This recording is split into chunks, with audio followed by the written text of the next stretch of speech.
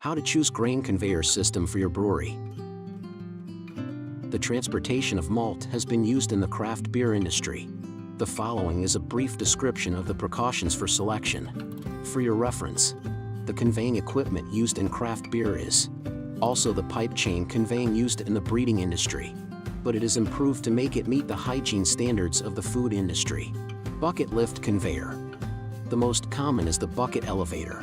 It was made of carbon steel, with plastic buckets on the belt. It has high transport efficiency, but the disadvantage is that there is a large amount of residual material under the hopper after each use.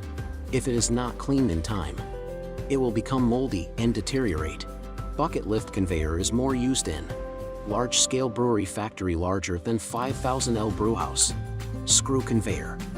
There are two types of screw conveyors, shafted and shaftless, and the shaftless one is called flexible screw conveyor. Screw conveyors are generally standard configurations. The screw conveyor has been used in the small and medium-sized beer brewing industry now. It is also cost-effective. Wind conveyor. Wind conveying has always been a standard configuration in the grain processing industry, relying on the suction generated by the large fan at the end. The grain is transported to the destination along with the wind.